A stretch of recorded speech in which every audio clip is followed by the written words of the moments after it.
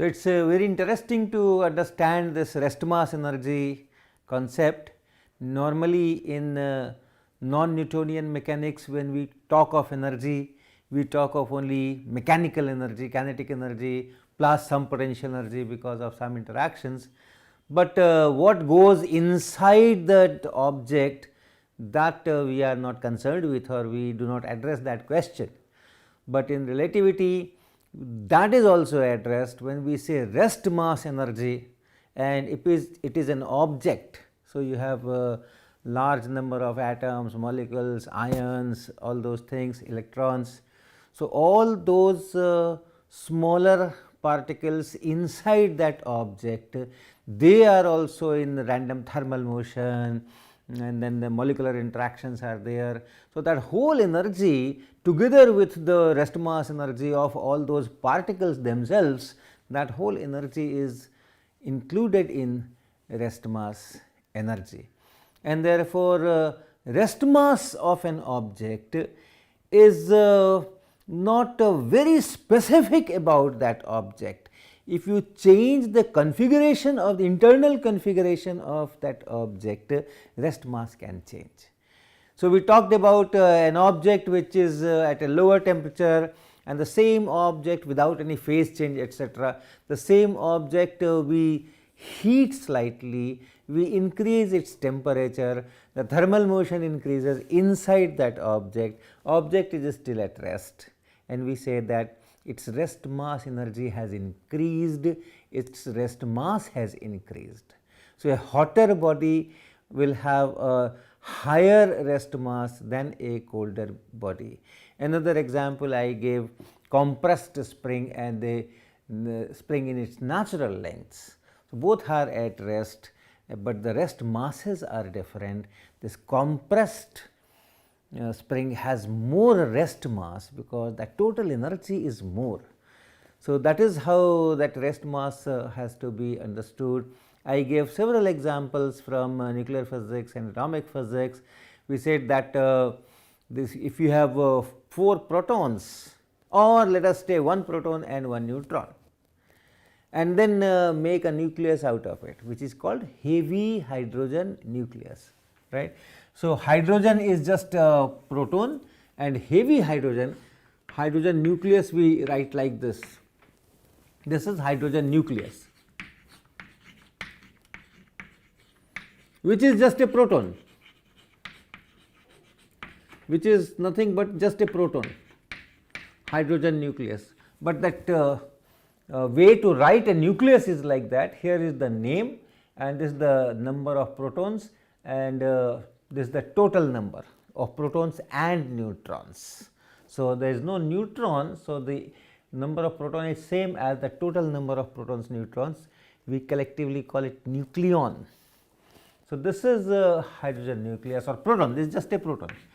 And if you have this 1 proton together with 1 neutron, then this total number is 2. So, that is the nucleus of heavy hydrogen. So, this is nucleus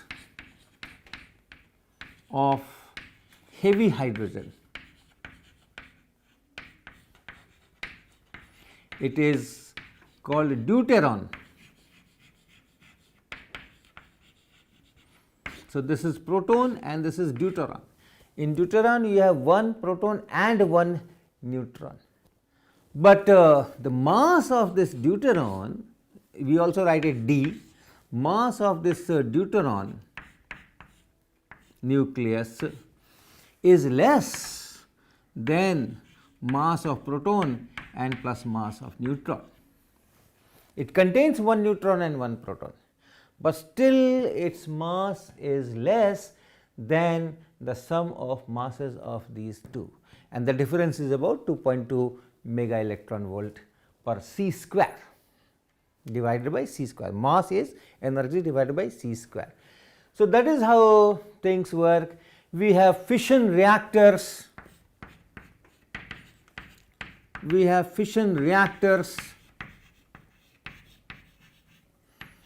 We have 21 fission reactors in India. The best ones are here only in terms of the operation, continuous operation, safety.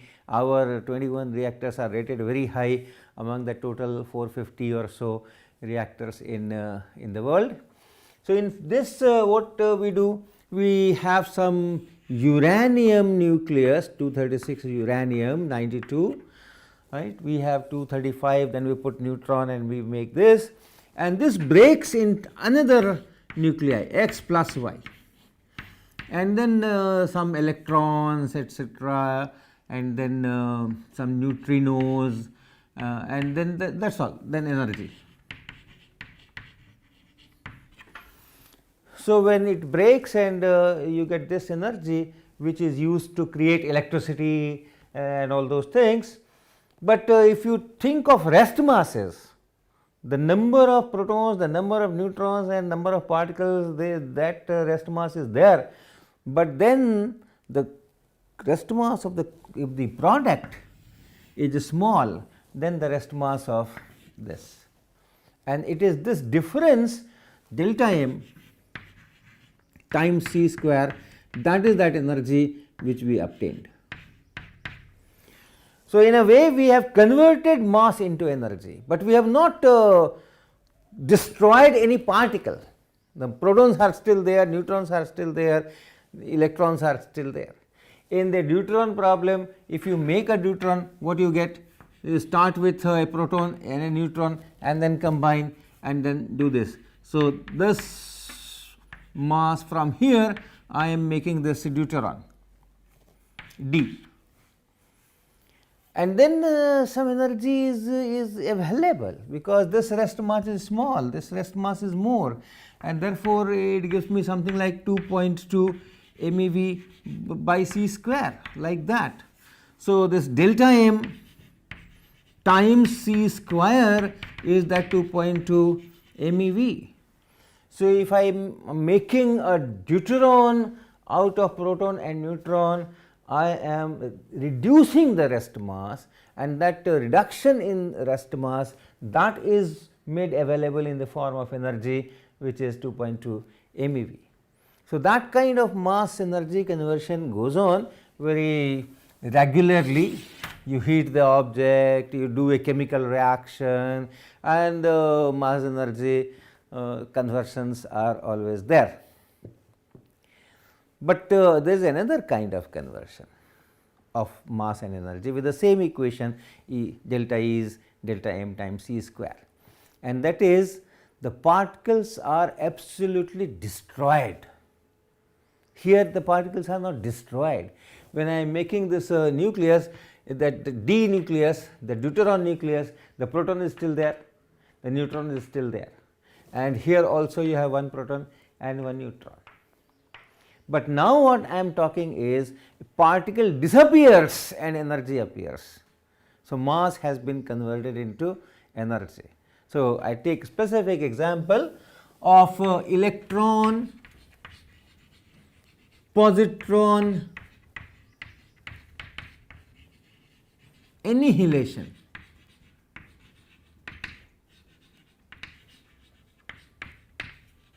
Annihilation, they destroyed, they are annihilated, they disappear, they are no more. Electron you know very well, and positron is just antiparticle of electron. So, this positron, the only thing it is which is important for us at this time, that it's a something, an image of electron, you can say. Mass of this positron exactly mass of electron. Mass of positron is exactly the same as mass of electron. Then charge is plus E. Charge is plus E, same as that on proton. So, that is kind of, then there are many other things which are not important here in this discussion.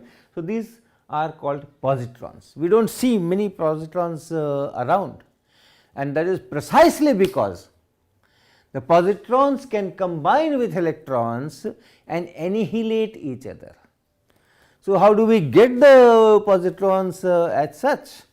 So, you have sources for positrons, you can make sources. One very common source is sodium 22.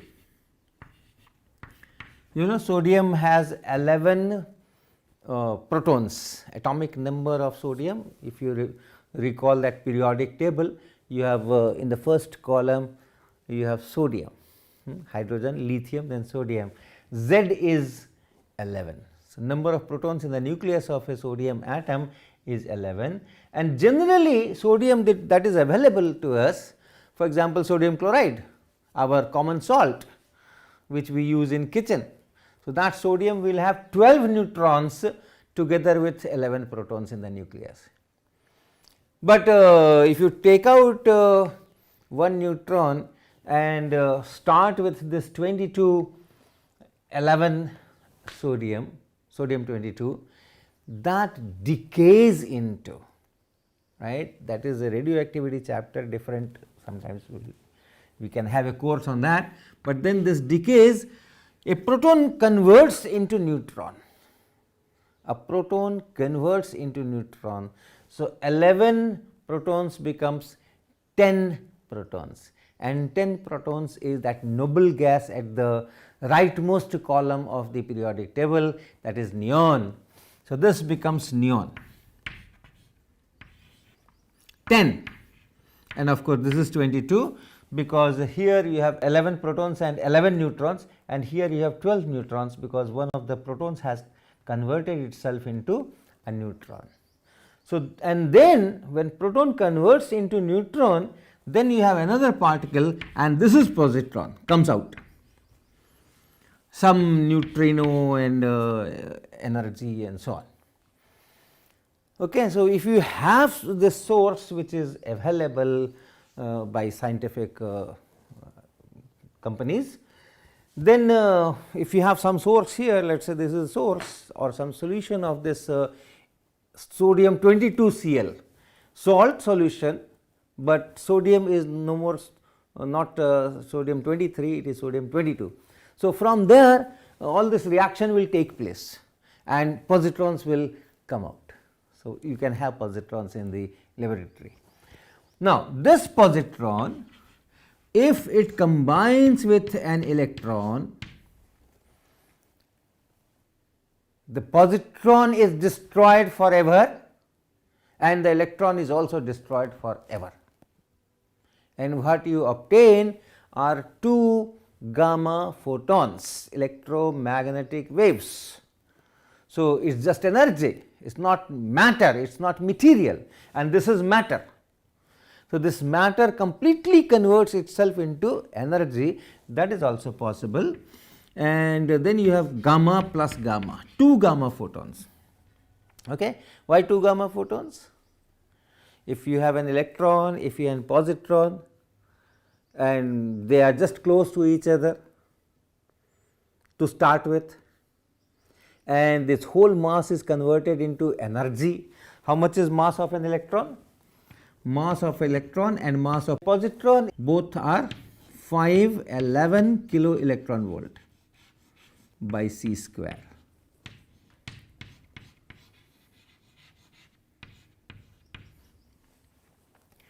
So, when this mass converts into energy, how much energy you should get?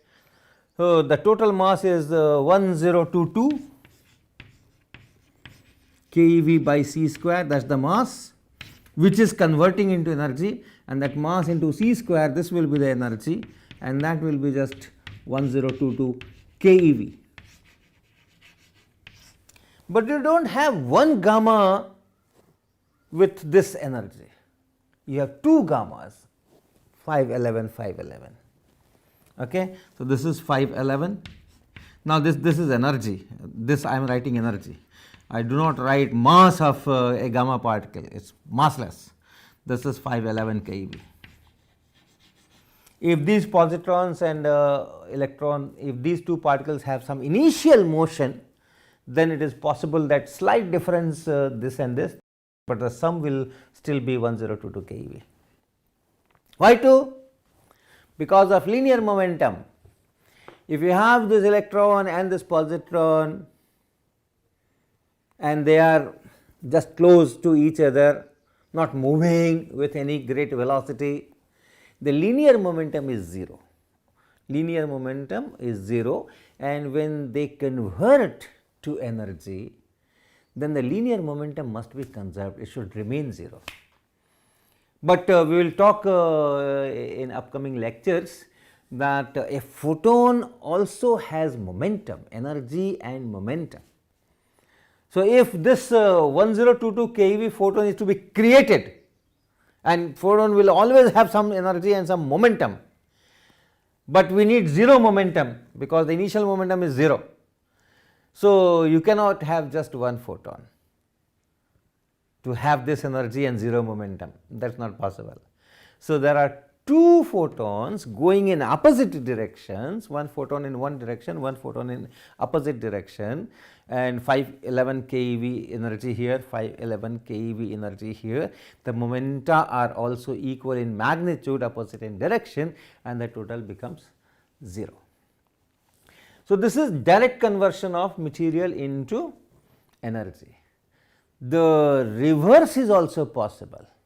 From the energy you can create material, you can create particles which never existed. So, this example itself can be taken, the reverse of this. If you have some kind of material here, generally in nuclear physics laboratories they have detectors, varieties of detectors, solid here and gamma ray comes here, and then there is some process by which it loses energy here and that is trapped, and from there we know what was the energy of the original gamma ray. So, if you have this kind of detector and if there is a gamma ray coming in with energy which is greater than this 1022 keV, then all that detection system detects photons which are this much less than the original energy. So, this energy has been lost somewhere, and then the detection system also detects photons of this energy 511 keV. 511 keV gamma rays are also detected. So, from this where this is coming, suppose your original is, let us say, something like 3022 keV.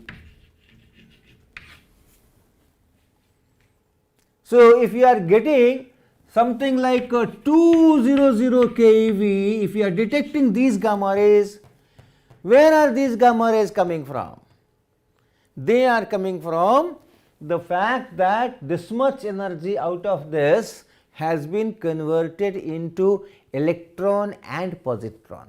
A new electron has taken birth, a new positron has taken birth at the expense of 1022 keV out of this, and the reduced energy which is 2000 keV is that appears in the detection system. And also the electrons and positrons which are created here, they will be moving in some direction, and this positron will ultimately meet some electron of this material, detecting material, and there it will again annihilate each other, and 511 keV gamma rays will be created, and those are detected in the system. So, together with the 3022 keV, you also have these photons. Remember, it is all stream of photons which are coming. So, some of these original gamma rays which did not go through this mechanism, that they are also detected, but some of them which are going through this mechanism of creating a new electron and a positron, they will give me this energy and also this energy. So, that reverse is also possible. You have heard of that Large Hadron Collider where proton beams are collided against each other, and the energies are in tera electron volt, very high energy. So, this is the latest high energy collider, But before that also people had been working with collision of proton beams. So, it is possible that you have proton, then they are coming towards each other, they collide with high kinetic energy. So, initial energy of this proton is very high. The rest mass energy is something like 938 MeV. This is the rest mass energy of this particle. But then when we accelerate the particle, we can go much higher than this. We can go to giga electron volt and then tera electron volt. So, that kinetic energy, when they collide, part of that kinetic energy can convert into new particles. So, you can have P plus P equal to P plus new particle, maybe P plus N, a new proton, a new neutron, or a deuteron, or some gamma, the mesons, pions, pi plus, pi minus, these are also particles, these are called pions. Neutral pions are also there. So, the original protons are there and new particles have been created, and these new particles are created from that kinetic energy which they were having before the collision. So, that conversion of energy into mass and mass into energy is very much real, and in that sense that mass itself can be called a condensed form of energy. So, m into c square, mass into c square, rest mass into c square is the rest mass energy, and on top of it you can have kinetic energy, and then you can combine all those things. So, that is the interpretation of that famous equation E equal to mc square that you should keep in mind. So, now let me return to energy momentum 4 vectors. Let us have some more discussion on that. So, energy momentum 4 vector, you remember we write it as E by c, and this is your total energy, this E is total energy.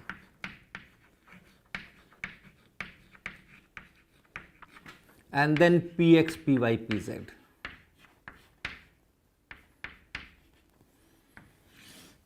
So, this is energy momentum 4 vector, and you remember when we had this position 4 vector Ct x y z, position 4 vector. Now, these quantities have a very good combination which is invariant, and that is minus c square t square and plus x square plus y square plus z square. It is invariant quantity. Invariant means if you change the frame from S to S prime, this does not change, and we just called it magnitude of this vector.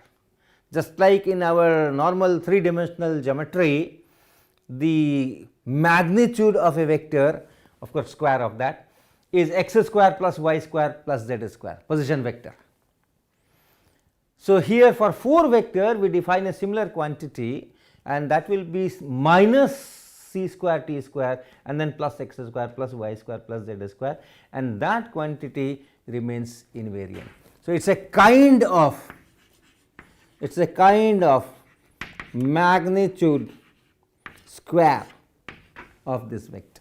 So, when you change frames, when you rotate frame in 3-dimensional geometry, the components change, x, y, z components change, but the length of the vector does not change. So, in that same spirit, when we are going from S to S prime, these components will change, but this quantity which is magnitude square will not change. And since the transformation of this 4 vector and this 4 vector are identical, that is why they are 4 vectors. That same matrix you have to write there. If you want that primed coordinates, you have to put a square matrix here, gamma minus beta gamma 0 0 minus beta gamma gamma 0 0 0 0 1 0 0 0 0 1, and this transformation, this is a Lorentz transformation essentially.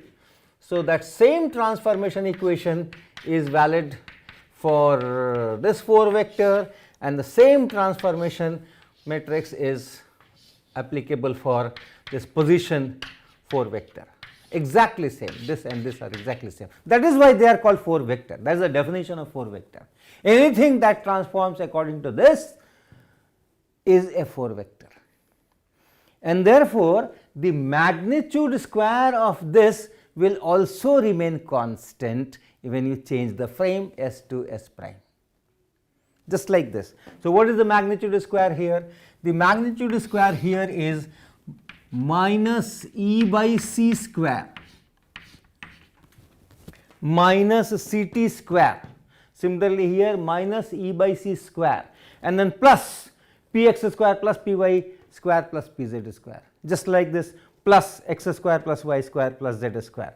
So, this plus Px square and plus Py square and plus Pz square is that length square, and this remains invariant. When you do Lorentz transformation, x, y, velocity components, and from there you can write the linear momentum and total energy and all those things. But without doing all that algebra, I can state that this quantity is going to remain constant, and this is magnitude of linear momentum square. Hence, it is E square minus P square C square is invariant.